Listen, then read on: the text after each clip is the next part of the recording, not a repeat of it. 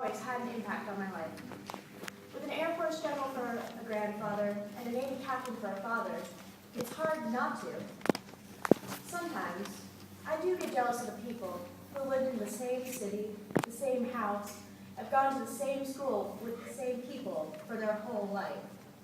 I lost count of how many houses, BOQs, and for that matter, bases, I've been to.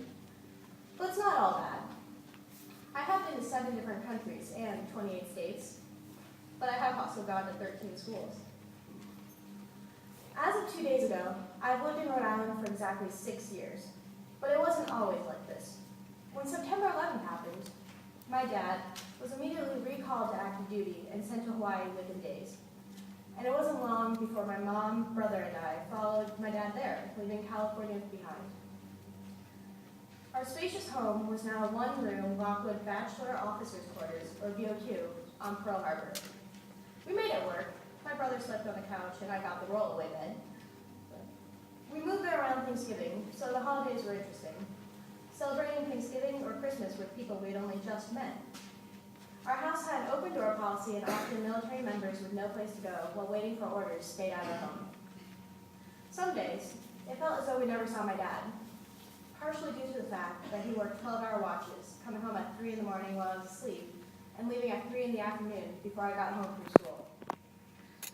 But every day at school, I was reminded how lucky I was that at least I was with my dad, when so many of my classmates had parents overseas. Pearl Harbor was a very active and very large base, with a submarine side and a ship side. There was a time when my dad would point to the ships in port, and I would know whether it was a cruiser, destroyer, or frigate. Each of the streets on Pearl Harbor was named after a naval hero, and before long I knew the biography of Alexander Hamilton, simply because we drove on Hamilton Street every day to school. It wasn't long before I was telling people Admiral Nimitz was my hero because I found a book about him at Hickam Air Force Base's library one day after school. Every day, at 8 a.m. in the morning, the base would play Colors. Colors is the Navy's term for the national anthem, plus the anthem of any visiting country in port. I was half an hour late to school once because 12 countries happened to be in port. For the record, Greece's national anthem is about 5 minutes long. And at 5 each night, in the middle of swim practice, we'd have to stop for the bugle, the Air Force Base version of Colors. Never having heard a group of kids and teenagers more silent, even the ones treading water, out of sheer respect. Hawaii, as fun as it was also a very historical place. Whenever we drove through Hickam, you could see all the old buildings with bullet holes and shattered windows that were never repaired out of respect. Many buildings still marred from the recent attack. Driving up to the gate at Kaneohe, the Marine base, there was even a replica of the National Iwo Jima monument right next to the gate. I remember when my family was invited on the Admiral's barge for a cruise through the harbor.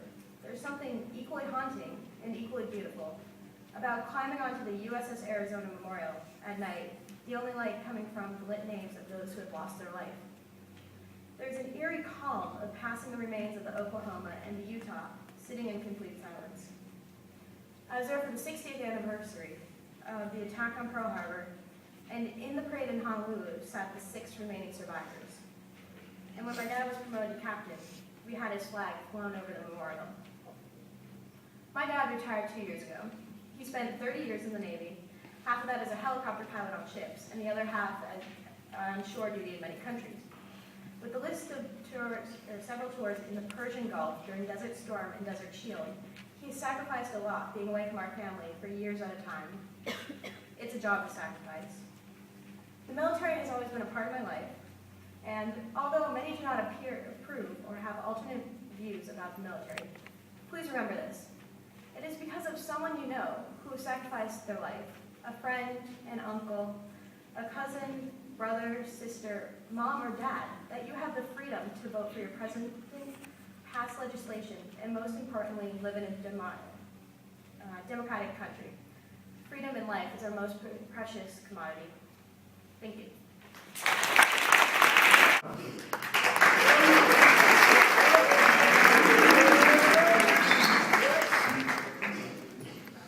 Hello, my name is Reese Klipstein, and I'm one of 2 PGs here at the Abbey this year.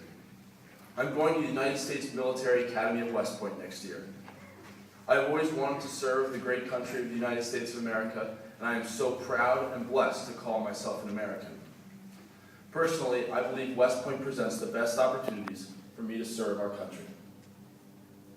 I will be the first person in my family not only to go to a service academy, but the first to serve as well.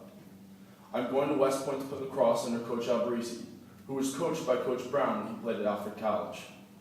Coach Alberici is one of the finest men I know, undoubtedly due to his time at West Point. This past spring, I had torn my ACL and needed surgery. I had thought my West Point dream was over. Coach Alberici fought very hard for me to continue my path to Army and play for him. I owe so much gratitude to Coach Alberici because he made my dream come true. But lacrosse cannot be the only reason for going to a service academy, because after one's years of studying and becoming physically fit there, one must put several years into the military. The true reason that I wanted to attend West Point and serve my country is due to God. Many people in the world have not been blessed as much as I have. I would even argue that no one has been blessed by God as much as me. I often wonder why God chose me to bless in this extraordinary way instead of others. I wonder, what have I done in my life to deserve the incredible friends, family, school, and country that I have? I feel that for me to respond to those blessings, I need to be part of something that has a greater purpose and is much bigger than anyone or anything, like the military. I want to be able to deserve my friends, family, school, and country by serving and protecting them. The men and women who have served and who are serving have an integrity that I can only wish to have.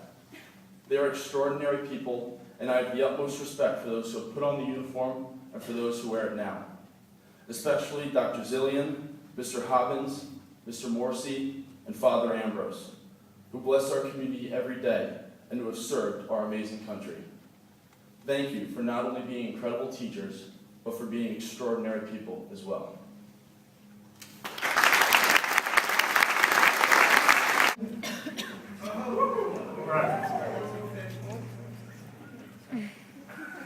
So, good morning. Good morning. Those of you that have had me in class, you know I love the theater. This is my home, right, Brian? Yeah. Well, it's really my honor today to speak to you as the main speaker here on Veterans Day. It's a great honor for me. And I'd like to talk to you today about a really big word. Reeves just mentioned it.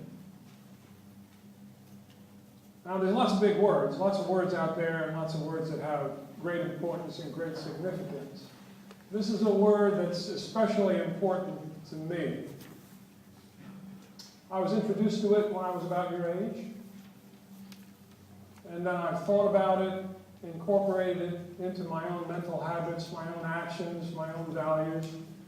The succeeding years, my 21-year career in the Army, and then also working with these wonderful colleagues, the faculty here and the staff at Portsmouth Abbey.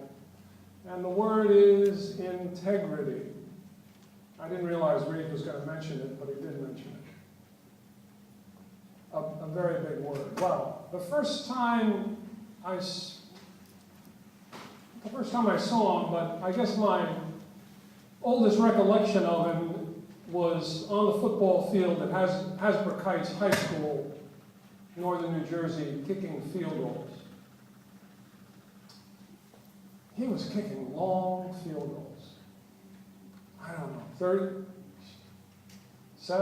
30 yards, 35, I mean, they were long. I was one of 13 members of the very stout, formidable Hasbrook Heights High School freshman football team. Now, 13, all right? Football players, how many? 11, right? So we had two guys on the bench. They were about this high, okay? Well, we did our best. We actually had a pretty good season. We were almost undefeated. I think Tenafly was the only team that beat us. So Mr. Mezejewski was my coach, not only in football, but later on in baseball. And he was also my English teacher. So we called him Coach Mez or Mez. He taught me how to drop back and throw the long one. Basketball, I remember him teaching me the low post move and what? Yeah, pick and roll. He taught me how to do that. And then, yes, Dr. Bowman, he taught me about a dangling modifier and a misplaced modifier. So he taught me lots of things, but he also taught me a lot about life.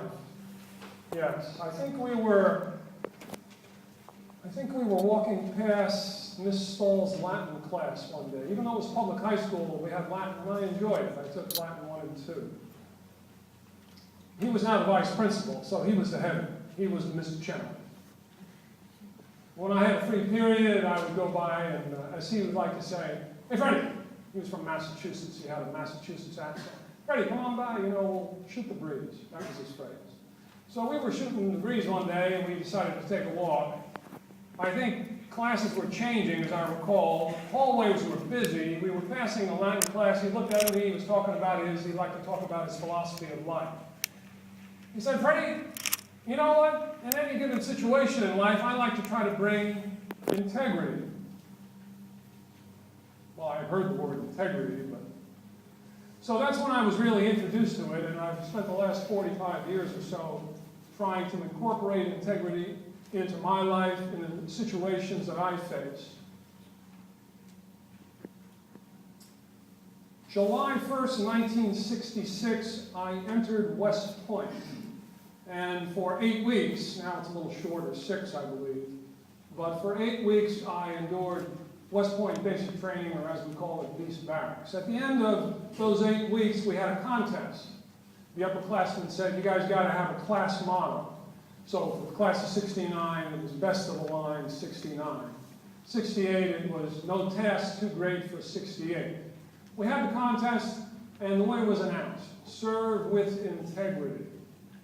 So that became our motto: serve with integrity, the class of 70. I thought that was pretty neat, but it did not hit me and my classmates, I think. We were too busy trying to get through West Point.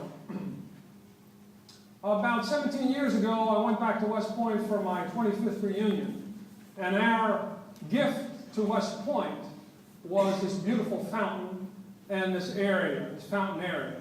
So picture an area about this big, actually. And picture stones, beautiful stones, maybe 1/3 of the way. And guess what was etched in those stones? Serve with integrity. It's fantastic. And the Academy has told us that we are the only class motto etched in stone at West Point. They said, I'm not exactly sure why, all the reasons, but they said your motto is so timeless and so significant. It's funny, when I email my classmates now, not only is that motto, serve with integrity, etched in stone at West Point, it seems to have gotten under our skin, into our DNA. Because generally when we sign off, we don't say take care, we don't say hope to see you soon, we don't say cheers, we say serve with integrity, or short, SWI.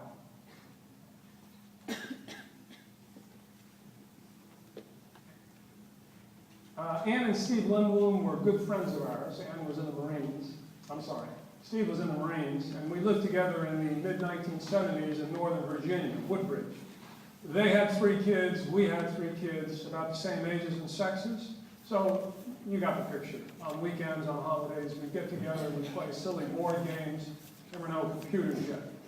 So we'd play silly board games, have fun, laugh, overeat. So, I don't know, 15 years ago, we visited the Lindbloms in Alexandria, Virginia. All the kids are out of the house now. And I'm talking to Ann Lindblom, and she's telling me she's got a job now outside the house, making a few bucks, and she's having some problems at work. You know, some tough decisions. Maybe it was her boss. And then she stopped and she said, "But Fred, that's okay. I know who I am. I have my integrity." About 6 months ago, my friend Brad and I were at a social event, a few families, some younger people there, and there was this young man there, and he had just gone into, maybe a year or so before, gone into business himself. He was in a type of construction. And he was really trying to make it. And it was tough. So he was complaining to the man how the atmosphere out there is so tough, the tough decisions he has to make, and how sometimes he had to cut corners. So I overheard the conversation, and I heard my friend Brad talk to him. He said, Tom, you got to keep your trustworthiness. You have to keep your honor. I know you have a business, but you have to keep your honor. And then you know what he did? He reached into his pocket and he pulled out a stone. He didn't pull out a cell phone. He pulled out a stone. All right, so guess what was on the stone? Yeah. Etched on the stone was integrity. Remarkable. Definition of integrity, I'm not sure. You can look in your dictionary. One definition that I saw was sincere, honest, open, and upright in character and in action. So what that says is you can't just think about integrity. You can't just think about being honorable, sincere, good, faithful. You've got to, and I have a friend teaching at West Point named Gus Lee. He gave me a very interesting metaphor. You've got all these values here, but then you have the river of fear. And you're old enough to have seen the river of fear. And to serve or to live with integrity or to truly have character, you have to have the courage to cross the river of fear from ideas, from ought, to actually doing. It's got to be action too. You can't just think. You can't simply talk the talk. You have to walk the walk of integrity, don't you? And character. 15 years ago, I was talking to a girl, your age. I want to say she was a fifth former. And she had just been in front of the DC. I think this was, Mr. C, this was before you, I think. And she was unhappy. I can't remember the major school rule, it might have been alcohol. But she was really troubled, and she was talking to me about it. She was distraught. She didn't like what had happened. She, I guess, maybe she had lied to protect a friend. Her friend was also in on it, but her friend did not want to be exposed. So the girl ultimately looked at me and said, you know, Dr. Z, this situation compromised my integrity. I was really glad that she thought about that and she articulated that word, integrity. So, ladies and gentlemen, boys and girls, we've got a great mission statement. We've got our 3 R's.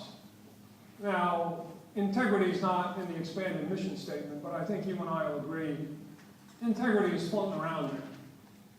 Reverence, respect, responsibility. So here's what I'd like to ask you to do on this, probably my final Veterans Day with you.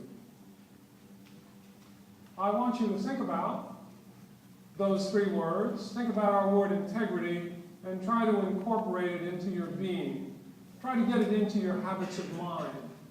That would make me very happy. It ain't easy. It's not easy. But try to do that.